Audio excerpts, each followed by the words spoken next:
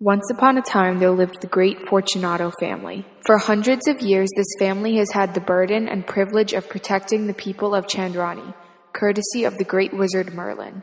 It all started with the legend of the dragon. The legend tells the story of James Fortunato. In the 14th century, King Edward ruled Chandrani. After 20 years, he abandoned his people. With no sons to succeed him, supernatural monsters roamed the kingdom, including his abandoned dragon. After a long time of suffering, the people reached out to Merlin for help. Finally, he responded. He called on James Fortunato, a great advisor to the king and helper to the people. He gave James a potion to make the dragon fall into a permanent sleep. James saved the kingdom and was declared king. However, the spell had a loophole. Every 20 years, it would be lifted for one night, and the dragon would seek his revenge on the people of Chandrani. Every 20 years, the strongest member of the Fortunato family goes to the dragon's lair and attempts to kill it, and every 20 years they fail.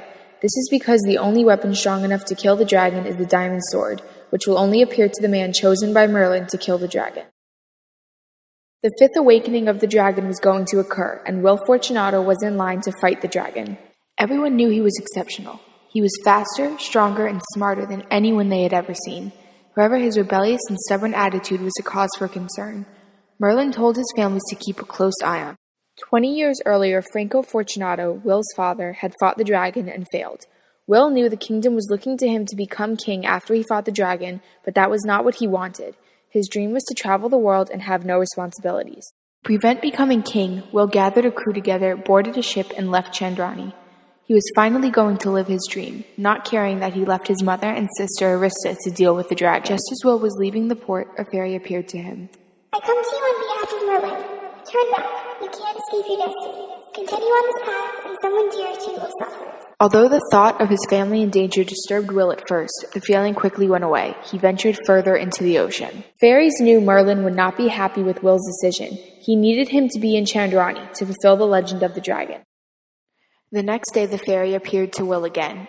With dismay, she told him, I warned you. Merlin was not happy you chose to ignore his warning. Your sister Arista has been locked away in the dragon's cave. If you don't save her by the time the dragon wakes, she will be his first meal. Oh no, I will be blamed if she dies. How do I help her and clear my name? Begged Will. You must find the key to unlock the tower. It is buried in Triton's treasure. Don't be distracted by all the riches. Only take what you came for. The key is in the treasure chest on the ocean floor. If you are selfish and steal from the great king, you will awaken the kraken. Now go and hurry. You have 1 week until the dragon wakes up. The crew sailed all night until they saw a group of mermaids. They docked the ship and Will stormed over to them. The sight of what looked to be an angry pirate scared all but one. Why do you come here and scare away my sisters? She asked. I need your help. He responded. Can you tell me where Triton's treasure is? I need a key buried within it. Who are you and why do you need this key? I am Will Fortunato, and I need to get my sister out of the tower in the dragon's cave before he awakens, so my mother does not blame me for her death. Now will you help me? He replied.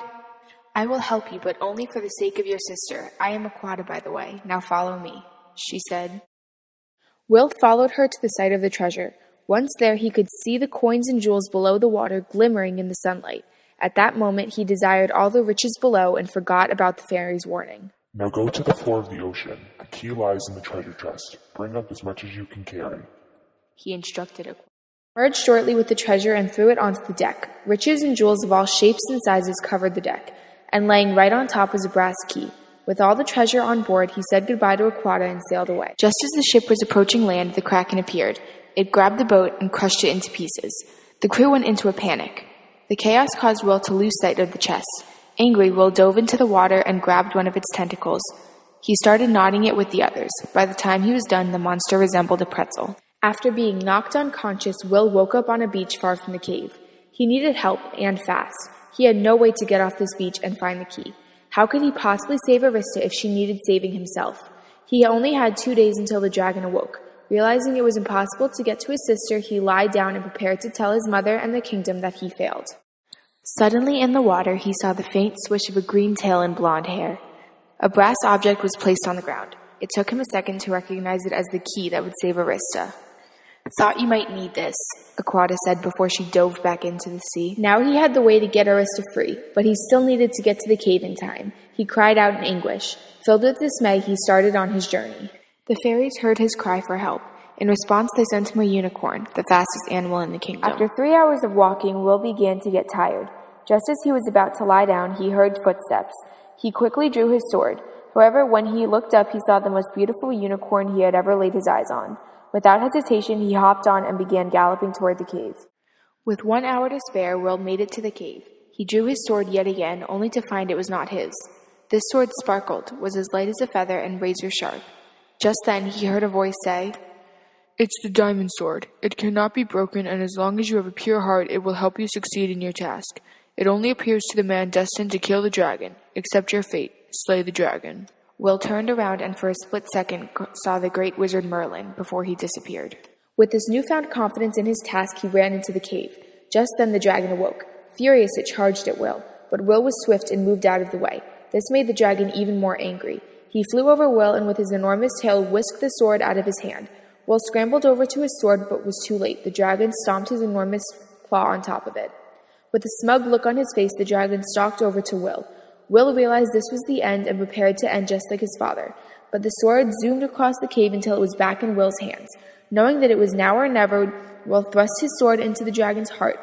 With a final breath of fire, the dragon fell down dead. As he watched the dragon fall, he remembered Arista. He ran up the stairwell of the tower and unlocked the door. She was there, unharmed, with the fairy. He hugged her and then urged her out of the cave, but he remained. He needed to talk to the fairy.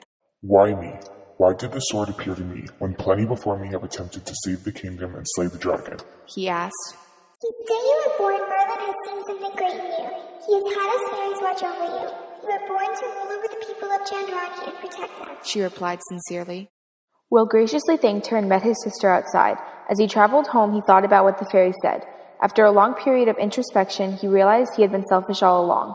While all his family before him had put the kingdom's needs in front of their own, he always did what was best for himself. Once he reached the gates of the castle, he knew he had to talk to his mother. Once he found her and was welcomed home, he said, All my life I have wanted to leave, to travel the world and never have any responsibilities. Now I see that was selfish of me. I must take my place as king and do what is best for my people. I vow now to never turn my back on my destiny. Since then, Will Fortunato has kept his word and never put his own desires in front of the needs of his people.